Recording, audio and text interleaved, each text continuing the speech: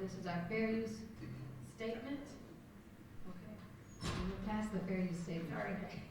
Don't send me any paperwork with some, I use your stuff, lawsuit, what. I got it right there. So we've got the crime lab, exposed for using bad science in 2013. An independent review found major errors in every area of the lab's work. This is disgraceful. While I'm not going to take the time to read all of them, we will have it posted on the Black Lives Matter Minnesota website later today and Twin Cities Coalition for Justice website as well. Think about how many people suffered, families torn apart by people who were being charged wrongfully and wrong evidence as a pattern of use. This is just what St. Paul does. This is shabby. Even though this has been changed and a lot of money was put into the sexual crime lab, we still see shabbiness in other areas of the St. Paul Police Department, their interactions, their officers, and how they conduct themselves daily. Next slide, please. So what I've done in these, I don't list the names of the victims because they don't need to be victimized. I'd like for them to have their privacy, but we do have links to the articles from which some of the information has been gathered. These interactions with the community have been costing the city of St. Paul a tremendous amount of money that could be used into other resources for people who are in need and programming, but we're spending it on police officers because there's no accountability and they continue to misuse and abuse people and take advantage of their badge. So here we have a man who was visiting an apartment in 2011, beaten by St. Paul Police Department. He was paid $280,000. He was hospitalized for 3 days and treated for massive facial trauma and a traumatic brain injury. There was a warrant. He just happened to be at the apartment. He says he complied with the officers and he was stomped and beaten with a gun. So we have to look at this man, his family, the trauma that it caused. And these messages are echoed out through the citizens, and that's why people do not trust or choose to engage with the police. These are reasons why we must continue to educate the public and denounce the police rhetoric of rebuilding community trust. We cannot trust people who harm us without any type of repercussions. Right. Next slide, please. The ACLU Minnesota sued the city of St. Paul to demand police transparency. This was just in December of last year. Since the summer of 2018, St. Paul Police Department has unlawfully refused to provide the ACLU of Minnesota with critical public data about its policing activities in the community.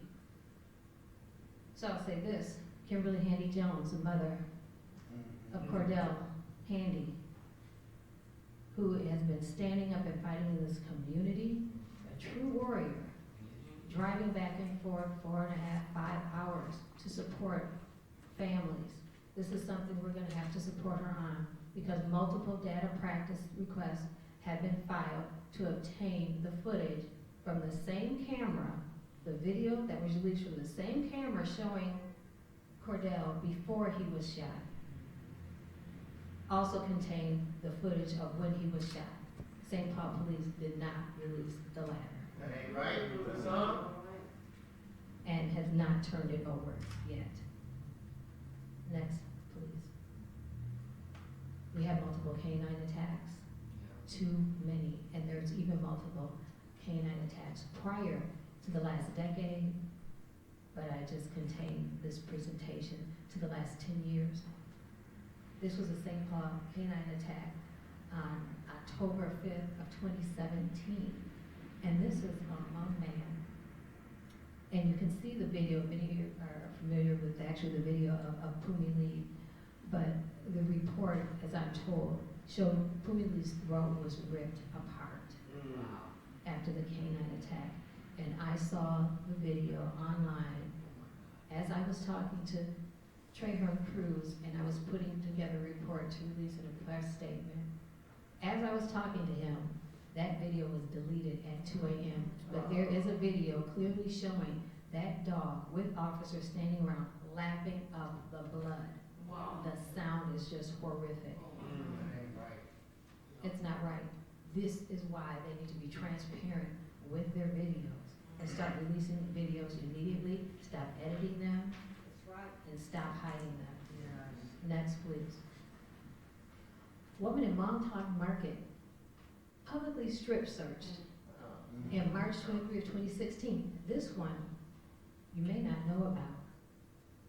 We get a lot of stories from people who have had interactions that don't make the news, but this woman publicly strip searched by officers Carson and, was it, Sipes, in the hallway, took off, pulled down her pants, searched inside her underwear, and raised her top, exposing her breasts to the public.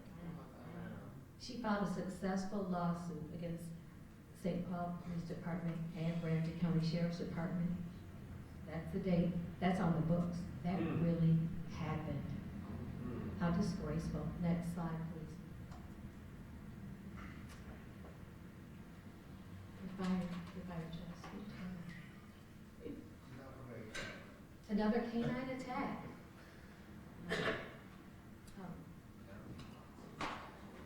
July 6th of 2018, a black man walking to his car at 2 a.m. to go to work was told to lie on the ground for his safety. The man was far from safe and became another victim of a St. Paul Police Department canine attack. The canine ignored multiple commands from his handler, St. Paul Police Officer Mark Ross. The canine continued to bite in spite of the electronic collar that had been activated. The dog had to be physically removed. The victim's wounds were on his forearm and back as well as his side, which received a 4-inch deep puncture. The case was settled for $75,000. More trauma to our community members. Next slide. St. Paul Police Department canine and officer tag. June 24th, 2016, Officer Brian Ficadenti ordered his police dog to attack a 52-year-old black man for no reason, causing permanent injury. The victim in no way met the original description of the suspects as initially reported. These stories often change because now the caller, rather than reporting on a group of teens, reportedly had a gun, which was the initial report. Now it was a man who fit his description that they were looking for. See, our information has changed to continue victimize victim. So the dash cam video was released and the order received a $2 million payout. But this man is maimed. His flesh will never look the same. He can never wear shorts again and look normal. He as well spent time in the hospital for a collapsed lung because he was stomped on by an officer as well. This is unacceptable, and this is why we get out in the streets and protest, because if they don't see us, they don't hear us. Next slide, please. September 23rd, 2017, Officer Thaddeus Schmidt allowed his police dog to attack a 52-year-old black woman as she was taking her trash out to the alley. The woman is an amputee with only one hand. Her leg, hand, and arm were seriously mauled, requiring hospitalization. The canine ignored more than 10 commands to release the woman. The body camera footage were released. The lawsuit was settled for $520,000. So, a dog will have 10 commands, but our people don't. They don't allow our people 10 commands. They don't even allow our people time to respond to commands oftentimes before killing them. So this dog was not shot. This dog was not tased. This dog had a better treatment than our people of color by the St. Paul Police Department. Again, next video, thank you. Run them over. J.M. Rothacker, run them over. That was an event that I wrote It was a tale of two cities protest. St. Paul's side was Justice for Marcus Golden marching on the Lake Street Bridge to meet Twin Cities Coalition for Justice for Jamar. Great concept, went off well. Numbers may have been down. It was cold, but this made national news. Run them over, targeting my family and protesters.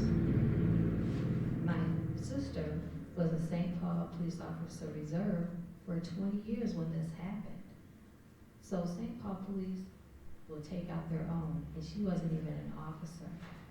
So also we have to remember that when we talk about police breaking that blue line, which doesn't happen much, it's dangerous for them. That's why when we as activists, we do this work, when we call out the police, it's dangerous, that many of us have lost jobs, credentials, housing, certifications. There are sacrifices that are made, which is why we must continue to make sure that we're standing up for those who have lost their voice due to police homicides. We must do it because we must carry on the work that some of those who no longer protest with us because the consequences have been so great. We must carry on the work. Matter of fact, I also say Officer Rothaker resigned, but a common problem is when police officers resign, it stops an internal investigation and they go scot-free and are still able to receive their retirement benefits. So there are internal systems in place that continue to propel the misconduct of St. Paul police officers. Let's continue. This was the St. Paul police attack in the Skyway on January 31st of 2014. This video has been shown across the country. The man was simply walking through the Skyway and he was accosted. He was charged until he released his own personal video. After he released his video, the charges were dropped and the Skyway video was released so that this man was paid $100,000 to settle the case. But what if he did not have his own video? When there's no video, what are the chances of getting justice? Because eyewitness accounts don't matter when the witness is speaking against the police and their actions. But when it's crime in the community, the police want people to come forward because all of a sudden now their testimony is valid. So we have inconsistencies, more reasons why we have to define the police, who they are, and their role in our society as we interact with them on a daily basis. Next. This officer punched a teenage girl who was suicidal. He chose not to call a paramedic and an ambulance to take her to the hospital.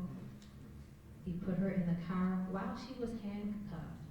Allegedly, she spat on him. So he grabbed her jaw and punched her violently 2 times in the face. He was acquitted, citing self-defense. 14-year-old suicidal girl punched twice in the face by a grown man, and he got off. So we have to keep in mind that the police federations have a lot of money, and they will pay for lawyers, and they will back their officers, regardless of the conduct. So if the people do not begin to wake up and decry the actions of the St. Paul Police Department right here in this city, when will it stop? Continue. St. Paul ordered to pay $35,000 on April 16, 2012. A man who alleged that St. Paul police officer Adam Bailey attacked him while he was grilling in his yard was awarded $35,000 in punitive damages by a federal grand jury and $300,000 in compensatory damages for the incident that took place on September 26, 2009. The next year, that same officer, Adam Bailey, was named the 2010 Police Officer of the Year by the Minnesota Police and Officers Association. This behavior is embraced by police departments, and we see officers promoted, even though they have these abuse accounts in their record, and they get awards. No other profession is that acceptable. You wouldn't have a dentist knocking out teeth who would still have a job. Right? You wouldn't have a doctor randomly amputating limbs who would still have a job or even be supported. So as professionals, they are not holding one another accountable. We must hold them accountable. Let's continue. St. Paul Police Department Sergeant Lyons imprisoned dozens of Somali Minnesotans. This went on from 2010 to 2016. Sergeant Heather Weiger manufactured false evidence in one case that led to the imprisonment of some 30 people, some of them Minnesotans of Somali descent. This included one Somali woman who went to federal prison for 4 years, plus 2 years of wearing an electronic monitor. She was suing for $12 million. Additional lawsuits filed by other victims of Sergeant Weiger's lies were seeking a total of $2 million. $200 million. The district court caught Weiger lying on the grand jury and later lying during a detention hearing. So these additional people seeking the $200 million? Look at this, how this was transferred. That liability was transferred onto the officer directly, and the city of St. Paul is no longer responsible because the lawyer representing them failed to prove that lying is a practice of the St. Paul Police Department. So this was considered an isolated incident, not the responsibility of the city, as she was an employee of the city. So now she is on desk duty. So I would imagine that when she wrote the lies in the report, she was probably sitting at a desk, right? How much sense does that make? This is disgraceful. The city should be compensating these individuals appropriately for the harm caused by an officer. And I beg to differ and say that lying is a regular practice of the St. Paul Police Department. Continue. St. Paul police officer filed sexual harassment lawsuit, settled for $60,000 September of 2010. Sergeant Annie M. Bowe claimed that her supervisor, Commander Eugene Polyak, made inappropriate sexual statements to her at work, and the department retaliated against her when she reported. They will take out their own. So what do you think they do to us when we stand up and protest, right? The department suspended her and ordered her to surrender her gun, badge, and police identification for being allegedly emotional at the meeting. Days later, posters with Bobos, I think, photo and phone number were tacked to the East and Central District building saying do not allow in building unless escorted by SPPD command. She also claimed she was subject to discrimination as a Native American woman. So now sexual harassment is embraced. And when it's embraced, that just sends a message to other officers that it's welcome, that you're okay doing that, and we will back you up. It's not acceptable on any level at any time on any given day. Next slide, please. So we call for action. We call on the St. Paul City Council to freeze the St. Paul Police Department budget until we see an end to these disgraceful acts, a guarantee of transparency in the future, and justice for victims and their families. Right. We cannot continue to speak in front and we see such outlandish behavior. And this just scraped the surface. It's just scraping the surface, right? We've seen attacks on children. We saw a little boy who was attacked at a church barbecue a few years ago. That video has been removed from the internet. He was 14 years old and he was very small. And that officer just pounced on him after cursing at his mother, calling her names, calling her fat. Wow. Why are you sitting here at the table feeding your fat and not watching your son, right? We saw the video of the St. Paul Central attack on a student from the High School of Recording Arts, where he was lured into a secluded area. Thankfully, there were other students who followed him and recorded him as he was attacked by an officer. So we have an issue with school resource officers as well. So I'm here on Marcus Golden's 5th anniversary because we must continue to fight for change.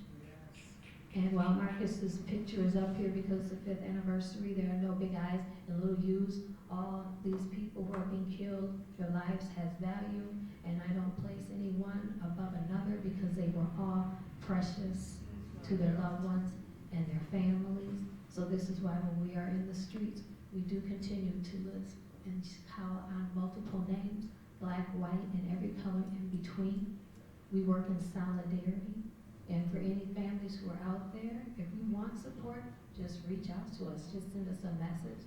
Black Lives Matter, Minnesota, Black Lives Matter, Twin Cities Metro, Twin Cities Coalition for Justice. We support, and that's what we're here for. Also, Communities United Against Police Brutality. Michelle Gross sent a message. There was a crisis that she needed to intervene on, so she's not here. But I have to say this on the 5th anniversary that I'm not crying, I'm not shedding tears because I'm so thankful to be in a community of people who have shown me the work I do and my nephew so much support. So I'm so thankful for all the independent journalists, King Demetrius Pendleton, you guys drive me crazy. My nephew today, Brian, thank you so much for all you do. And we've had so much coverage even from mainstream media, some good, some bad. When you know better, you do better. So I see some changes. So let's keep that change and having honesty, integrity in the reporting. Once you recognize who the St. Paul police are, please start asking questions, right? We want to make sure that the police aren't continuing to just get away with so much foolishness. And like I said, I may just continue to add on to this as the days and weeks go on because there are so many stories.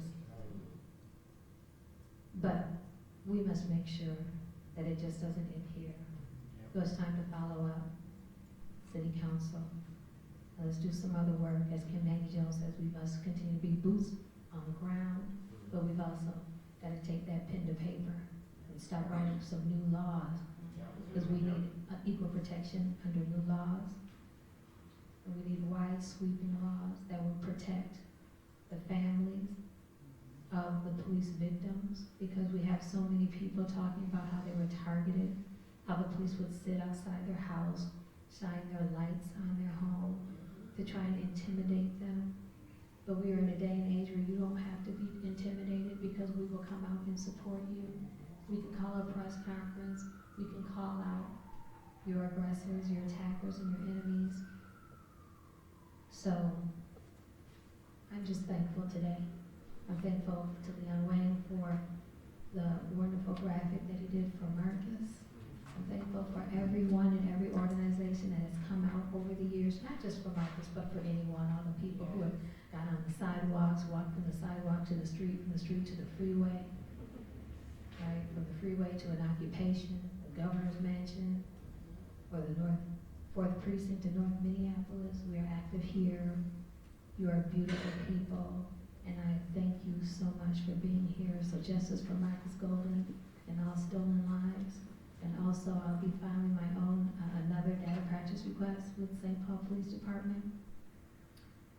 The turnaround is 10 days, so I'm just, St. Paul Police, you're always watching my stuff and letting you know I have my stuff ready in 10 days. I'll call a press conference in a minute, just like I did when they did not store my nephew's truck properly after receiving a letter from an attorney to preserve evidence. It was sitting outside It's sitting outside for now 5 years, windows broken out, snow, rain, and everything. Yes, and I will also say when we went to pick up the truck to look at it, they made sure there were no photos. One person could go. They escorted my sister to the vehicle. I had a car impounded. I was looking for I don't know how long. I couldn't get help, but they made sure they walked my sister, would not let her take a photo. So I said, leave everything there. We're not moving any evidence. We'll get that photo. We'll get the evidence that we need. But the bottom line, St. Paul Police Jeremy Dorsight, Dan Peck, and Sheila Lambie, who planted that gun on my nephew 11 hours later, y'all killed the wrong one. Listen. Killed the wrong one. We're going to continue to keep standing up, keep fighting. There's more to come for justice for Marcus Golden, and in the future I'll be putting up a GoFundMe, because I want to make sure we're able to give back and to support the groups, the organization, and the people that have been supporting justice. But we're also going to have a gospel concert, which will be also a prayer service and a community meal. So it's going to take some time. I got to get the choir together, but we're going to have that. So it costs money, you got to pay musicians, but that's going to be a time, and I want everybody to come out for free, because people need support, because we do have other things happening in the community. We do have community crime, right? Not black on black crime. We're not going to villainize ourselves and demonize ourselves, right? It's crime in the community. Wherever it happens, if that's where you live, that's your community crime. So we have crime in the community. We have some families that are hurting, some families in the movement who have lost loved ones to community crime. So we want to create a space where people can come and celebrate life like I celebrate the 24 years I have with Marcus. I want people to come and celebrate. So that's some of the work that we're going to have going forward with Justice for Marcus Golden. That concert's going to be amazing.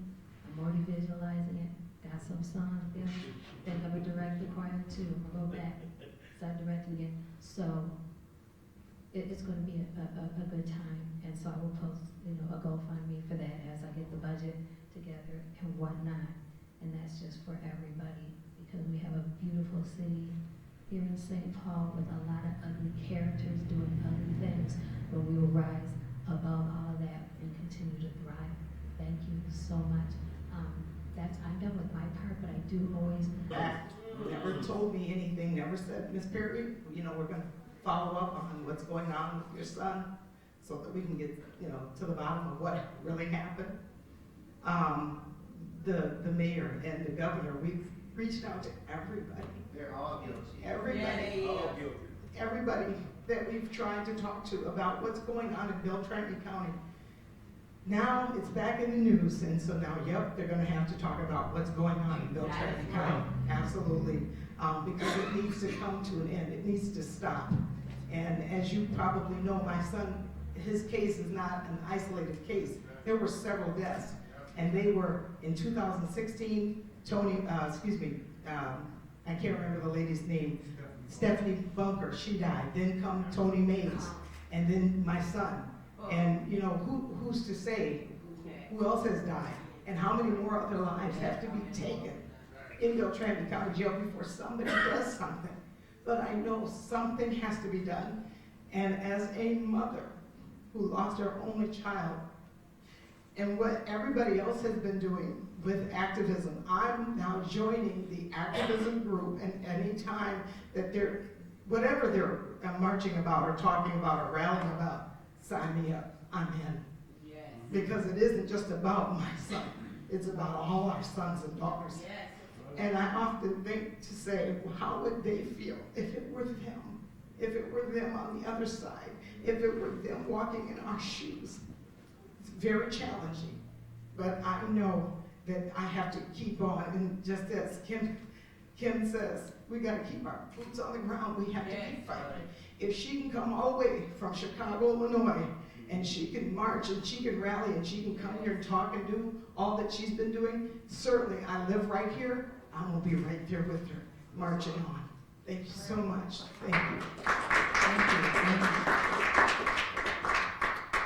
You just had to mention Keith Ellison. So can't let that slide. Keith Ellison is is the, along with, what's the other, John Harrington. They are head of Governor's Council on working group on police involved shootings. This is a farce. It is a complete farce. So he's in that position and in that title and did nothing to help Ms. Delcia Perry after seeing the videos, did nothing to help.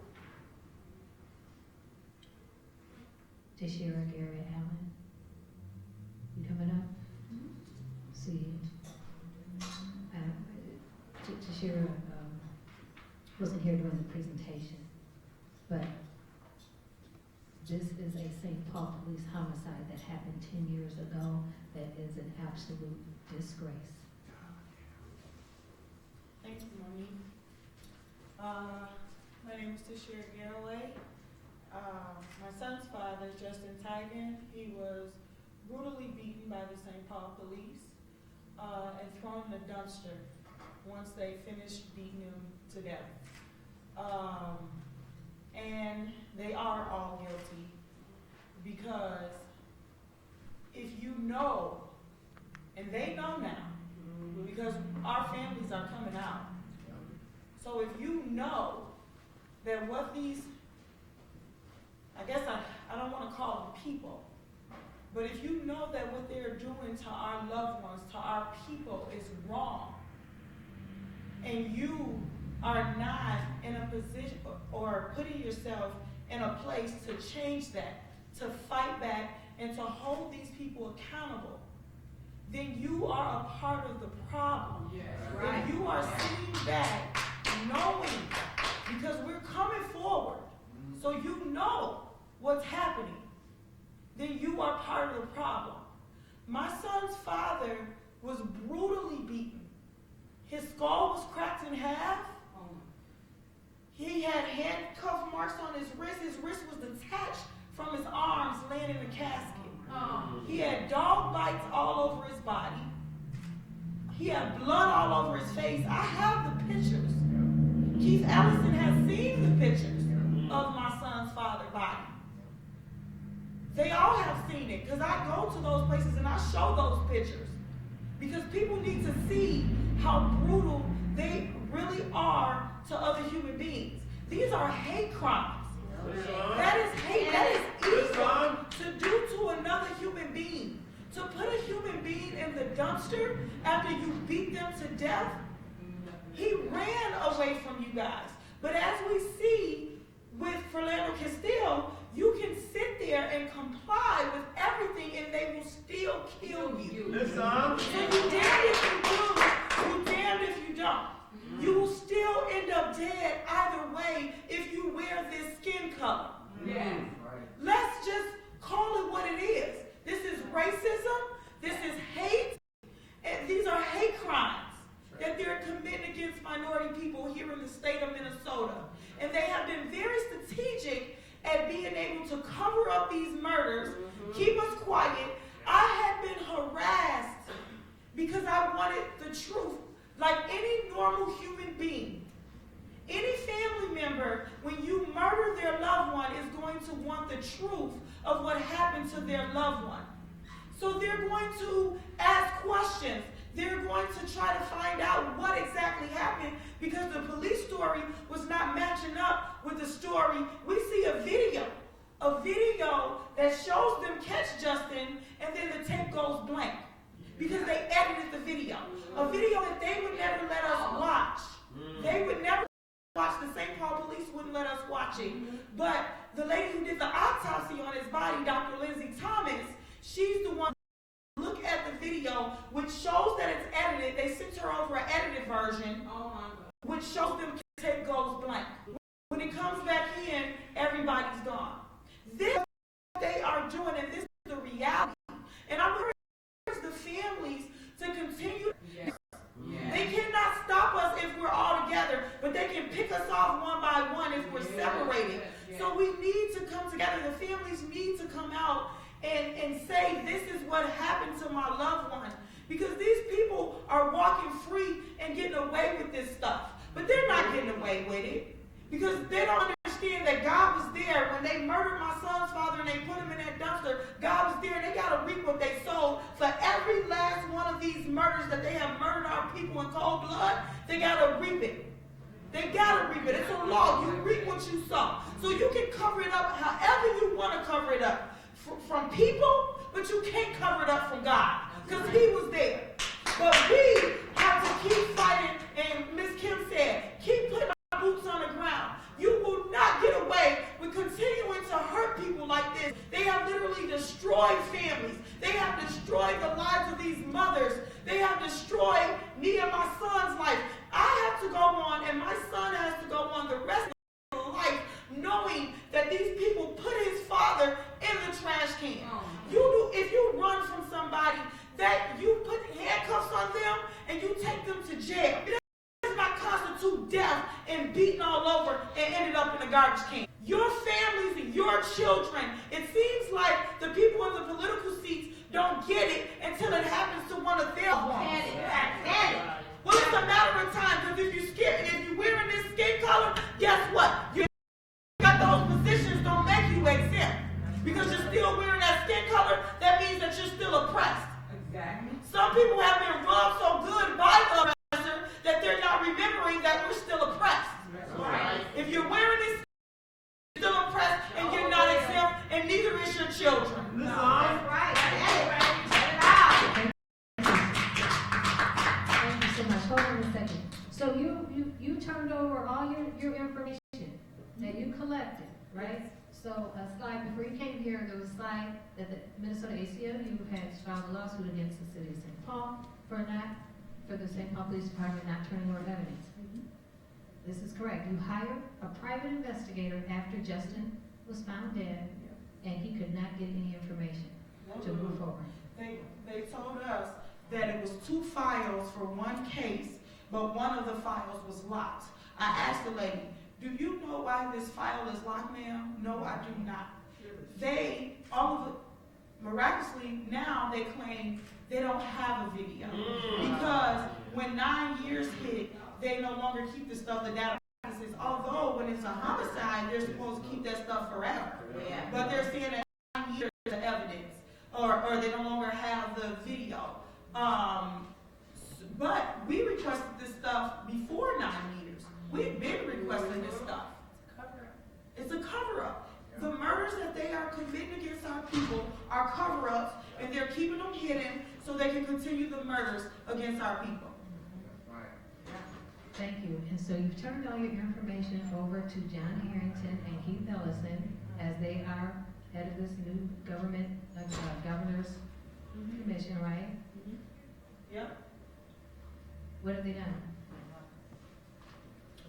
No, he said, Keith Ellison said, what can I help you with? You're the Attorney General of Minnesota. You tell me what you can help me with. Prosecute. Go in. Find out who the officers were. They don't need to be out here on the street to hurt more of our people. Our people are beings like anybody else, and they want to come home like anybody else. Nobody deserves to die, beat all over his body in a garbage can. What is so hard to people need to be prosecuted? These are bloody murder, hate crimes. There's nothing technical about this. Humanity should tell you what needs to be done. I don't need to tell you. Humanity needs to tell you. Your heart needs to tell you what needs to be done. So when Justin was killed, John Harrington was a chief of the St. Paul Police Department. This is going nowhere. She turned it over to the people who write the cover up. That's how it works. So we have to make sure that we continue to support her, and we will be having a press conference dedicated to Justin Teagan. We're working on that now, so you'll see Tashira again and hear from her again. Thank you so much. One of the next anniversaries that we will be honoring is Jafford Smith, who's going to give his mother an opportunity to come forward. This is Matilda Smith, She's been working with us in the community. She's just a beautiful soul and spirit. And I often think about, when I think about people who the St. Paul police have just thrown under the bus with their story and their lives, I think of Marcus, I think of Victor Gotti, and I think of Jeffrey Smith. These three stand out. And then now that I know about Justin Teagan, he wasn't even on the list of stolen lives. So that's how good of a job they did with him, Matilda. Hello, everyone. I'd like to say justice for Marcus Golden. Yes. Marcus Golden should be here today. He shouldn't be dead. And Marcus Golden is my prize today, because when that happened to Marcus Golden, I sat down with my two boys and had a long talk. As it's so close to home. And you sit back and you talk to your children. My grandmother used to talk to us. They went through slavery. And they used to tell us to stay in. That's how we live to get to be 100 years old. And it's not fair that we have to stay in while everybody else can come out. St. Paul, you commit crimes of murder, hate. I would never online say they call crackhead before they call St. Paul police. Because you come out and you kill. You killed my son within seconds. You came out. Jeffrey Smith was killed by your vigilantes. I know how policing go because I come from a family of police. This is not the way it goes. You don't come out and just kill people. And you don't make that all right. See, I blame the state for making that all right. For making it all right for them to kill us. You must love this, because if you didn't, you wouldn't stop this. This is bullshit. Listen. I stand here in solidarity to Marcus Golden and all the other victims. To the police, St. Paul police, you're not a victim. You're making everybody else one. That's right. You need to be prosecuted. The DA that let you went through needs to be prosecuted. Yes. The state that let you through needs to be prosecuted. Yep. State wrong. And they got a lot to pay for. Yeah, they do. That's right. You committed crimes. You allowed them, and that's what you do. My son was shot 52 times. They held his body so that the family wouldn't see it for about 2 weeks. When they took him to the funeral home, I went down and I counted every bullet that was on the top of his body.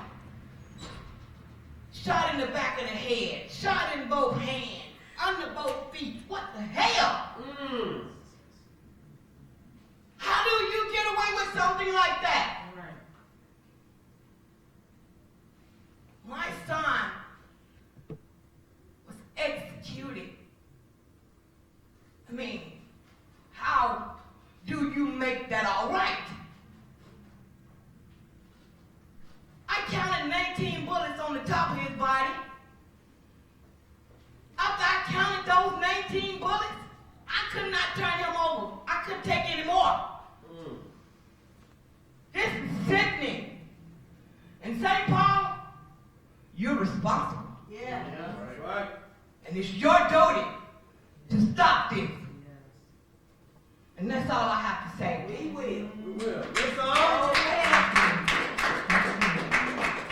Matilda touched on something when she was saying this is, the state of Minnesota is responsible, because we don't see any legislators or elected officials writing any legislation to curb what has happened. But what we saw, we know what happened. When Prince died, look how quick that legislation went up to Yes, protect yes, his yes. assets. Yes. There was a special session called, that man was already dead, okay? Right. But heaven and earth were moved to make sure his assets were protected. But we did have a legislator who tried to attempt to write two pieces of legislation. One was to charge the organizers of protests for the cost of the city officers that are used to patrol the protests and rallies. We don't need it. That failed. Then he came back with another piece of legislation against protesters. I think he wrote the legislation like you can't, if you're in the street, right, two or more people in one spot to protest something. There was something else he wrote. I don't recall his name. I know that he is leading. Zerwas. And he's got it. Yes, from Nick North River. Zerwas. Yeah, Right. he's got a DUI. Yes, Buffalo. right. This is a man with a DUI who should have been writing legislation Period. about DUIs and perhaps getting funding for treatment centers because being drunk, he was more dangerous on the road than any protesters are in the street. Listen. Right, so now he's resigned, he has health reasons. So I say to you, goodbye and good riddance. Go back to Elk River and don't worry about what we're doing here in the Twin Cities area, okay? Thank you. So Trey Hearn, you were gonna come up and speak. I talked with you about, don't recall.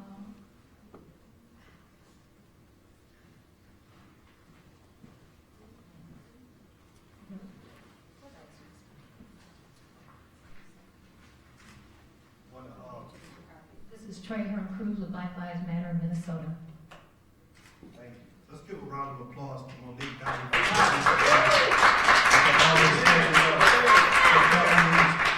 who have had their loved ones stolen by the St. Paul Police Department or the Minneapolis Police Department.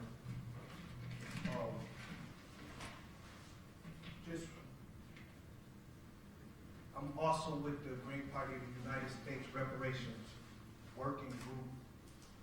And I'm not a really religious person, but, and I keep saying this, when Cain killed Abel, God asked him, where's your brother?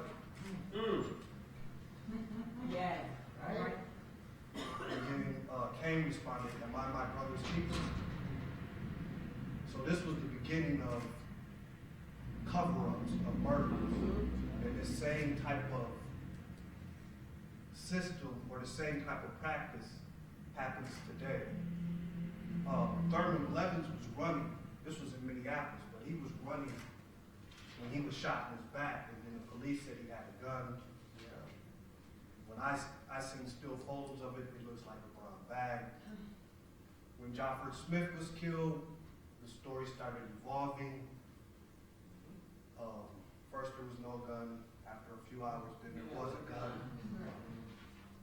When Marcus Golden was killed, I was up. I remember the story first came on at like 2 a.m. or 6 a.m. or something. There was no gun or anything. Then all of a sudden, there was a gun. Back in 2015, when so it's not always like Monique was saying. It's not always that somebody died. But Mark Abrams was right here. He has autism, and he was waiting on the bus, and he was beaten unconscious by Metro Transit police, and he was awarded a settlement of about $200,000. That same year, there was a church incident where the police came to a church, they came to a church, and the police called one of the church members a bitch and beat up her son. So before Marcus Golden had passed or was killed or was murdered by the St. Paul Police Department, so when that happened to Justin Teagan, when it happened to Anthony Hill, when it was happening, there was no Black Lives Matter. There was no justice for Marcus Golden. There was no Twin Cities Coalition Justice for Jamar, but there was an NAACP. And the NAACP had a mediated agreement with the St. Paul Police Department that they would handle these type of incidents behind closed doors. I was on the board of the NAACP in St. Paul when Marcus was killed. Yes. And there was a big fight. They were like, what are you doing? So the old guard was like, what are you doing? We got an agreement with the St. Paul Police Department. How are you guys going out here and marching and having press conferences? And that's when the mediated agreement that was in effect for like 20 years was broken. So there's 20 years of people being killed, maimed, bitten, that we do not know about at all. Because an organization that we put our trust in, that when my sister died, we reached out to them, and they have not responded till this day. Wow. But they did that for 20 years. Recently, community members, even groups like Isaiah, ACLU, went down to this, we organized, and we worked with some of our city council members to get all police officers off the civilian review board. And that happened. So there were not any police officers on the civilian review board as of 2016, I believe. However, recently,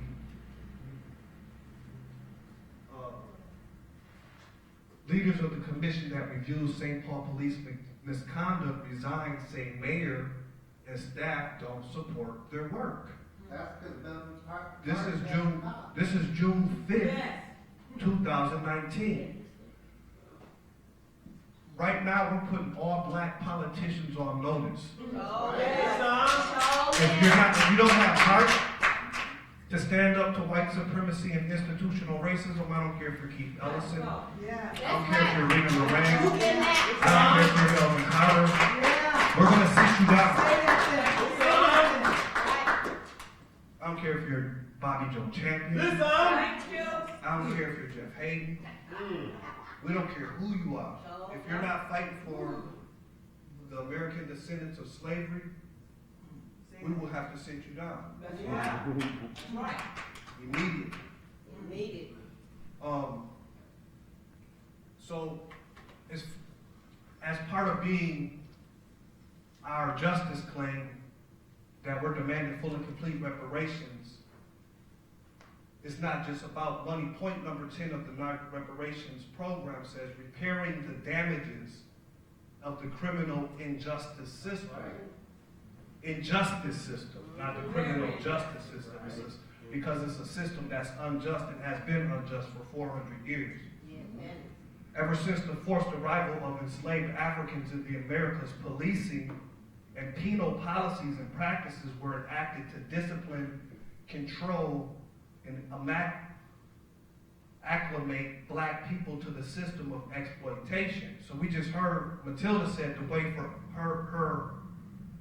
her people who lived to be 100, who were enslaved, the way that they survived is they didn't come outside. Control and acclimate black people to systems of exploitation. The criminal injustice system, which evolved, is a direct extension and protector of the interests of the corporate and political elites in the U.S., from runaway slave patrols, vagrancy laws, chain gangs, the convict lease system, to relentless police violence, killings, and mass incarcerations. Racist policies and practices have decimated black communities, severely constrained civil rights, human rights, and the social, economic, and political aspirations of black people. So, the median income in St. Paul for blacks is $14,000. The rent is average $1,100. So we're having a rent control meeting the 18th of January to discuss the rising costs of rent in the city of St. Paul and the Twin Cities anyway. Just real briefly, the war on drugs with its attendant racially biased policies and practices is the most recent manifestation of long-standing war on black people. It has disrupted millions of black families and severely damaged black communities across the country. The criminal and justice system has been a persistent source of resentment, resistance, and rebellion by black people. Apologies from elected officials, leaders, and institutions responsible for fostering and benefiting politically from this unjust system are not sufficient. The damages to black families and communities must be repaired. Therefore, we demand substantial resources to establish a black-controlled agency for returning citizens, to fund centers in black communities nationwide to provide culturally appropriate counseling, career development services, job employment training for formerly incarcerated persons. So as we go forward, and when we're talking about budgets, and when real estate developers are getting $53.5 million in TIF money to build luxury apartments, Yes. we want some of that money to go to those who have been victims of police terror. That's right.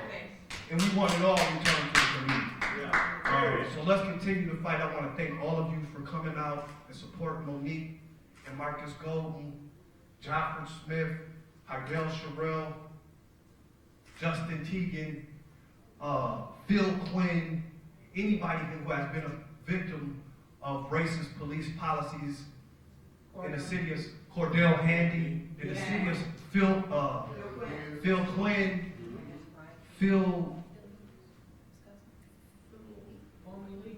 Fumi Lee, Matt Kong, Philando Cassidy, Jamar Clark, and the list goes on and on and on. Thank you, guys. Thank you so much. Steve, would you like to come and say something about your cousin Matt Khan? That's okay. Thank you for being here. He just comes out so much. We keep Matt Khan's name alive. I know Phil Quinn's fiance, she had planned on being here. So we always want to make sure you're listening up the name of Phil Quinn and his cousin, his first cousin, Billy Hughes. Both of them killed by the St. Paul Police Department. What a tragedy. What a tragedy. You have to shorten that list. Absolutely, absolutely. So I want to thank Jess for helping me with the slideshow presentation and also putting together that press release. For Jess for Jamar. Would you or someone from the Coalition for Jamar want to say something? Come on up, Jess. Also amazing slideshow work. Thank you, Monique. Thank you, everyone, for coming out. I think it's clear enough that the families of those whose loved ones have been stolen are really the fuel of our movement. And their frustration and their grief and their rage are what keeps me going and keeps us going. At Twin Cities Coalition for Justice for Jamar, we don't just want to live in our grief and our anger, but we actually want to fight for change. Everyone does, it's not just us. But we have something specific we're trying to do, which is we think that the police shouldn't make their own rules anymore. They shouldn't be in charge of investigating themselves anymore. And it's clear enough the prosecutors we have cannot be expected to hold them accountable. We want to have an all-civilian police accountability council. We want to change the rules. No more dogs as weapons in the community. As if there isn't a long enough history of racist attacks by police against black people with dogs. No more dogs in the community as weapons against our people. We also don't need any more killings of civilians in a state where there is, in fact, no death penalty. Nobody needs to die at the hands of the state in Minnesota. That's against the law. And every time it happens, not sometimes, not just because somebody's from a certain neighborhood or a certain kind of influence, every time it happens, every police officer needs to be held accountable and responsible for their wrongdoing. It is unacceptable. We want a civilian council because we don't trust the police to investigate themselves. From the crime lab in St. Paul to the BCA in St. Paul to Hennepin County investigating the killings in Richfield. It doesn't matter. The police can't be entrusted to investigate themselves because their whole job is to keep themselves going the way they are. It's got to end. We're fighting for accountability. country who are fighting to take back the control of our communities, to take policing out of the hands of corrupt politicians, sellout politicians, and the police that are it's the only job I know where you have more power in the union than the boss. Now, ordinarily, I would say it shouldn't be that way. I would like the unions to have more power in most lines of work. But when someone has the power to kill community members, someone else needs to have the power to put them away in the jail, under the jail, wherever they need to go. They need to be off our streets once and for all. So I want to thank Monique. Monique has been an amazing activist, and I think it's actually your work more than any one other person is the reason that so many families have found their voices in our communities. And like I said to start, you families are the reason we do this work. You guys give us the fuel that we need to fight for what we all deserve once and for all. Thank you, Monique. And all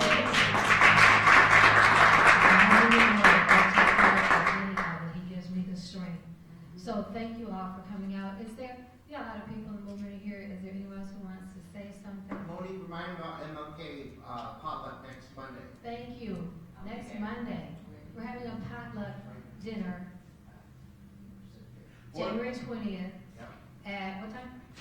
6 p.m., 450 North Syndicate. 6 p.m., 450 North Syndicate, Yeah, which is down the street.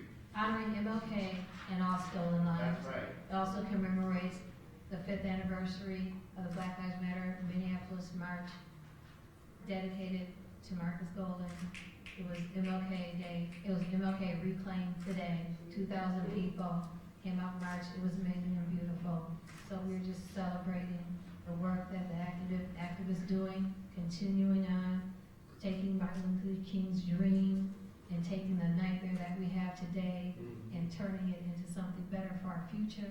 So we're going to come together and break bread so we can just chill and enjoy one another's company, right? We spend a lot of time in the streets and organizing, but this is just for us to, we're family. That's what we do. And we break bread together. That's what we're going to do. Thank you all for coming out. All power to the people. You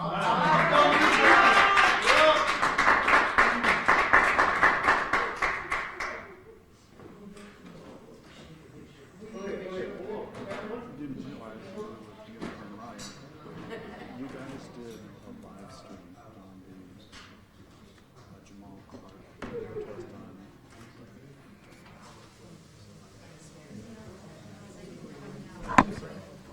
Thanks everybody for joining. This is Nico from Unicorn Riot, Jen on the back end. This was a 5 years of anniversary since Marcus Golden was killed by St. Paul police, not too far from where we are right now, here in Rondo neighborhood in St. Paul. And we just dropped a new special on Marcus Golden. If you want to go to unicornriot.ninja, check that out. This is Monique Colors Doty, who organized this basically conference that also featured multiple families. Delcia Perry, Hardell Sherrell's mom, Justin Teagan's fiance, and a few other families. Matilda Smith represented Jackson Smith. So, and go to unicornriot.ninja, check out more. Right now, we're going to go down, bring the stream down. They're doing a little picture, and thank you all for joining. Check out Unicorn Riot, and if you like what we are covering and what we do, please don't hesitate to throw us a little support. Hold on one second. Please don't throw us a little bit of support. We are a nonprofit, independent media organization. Thank you very much. Bye.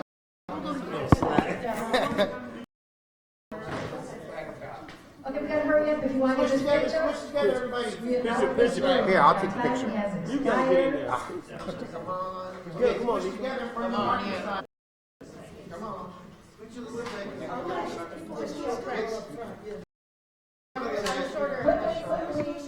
We're going to be evicted from this room. Let them try. I've been thrown out of the best places in town.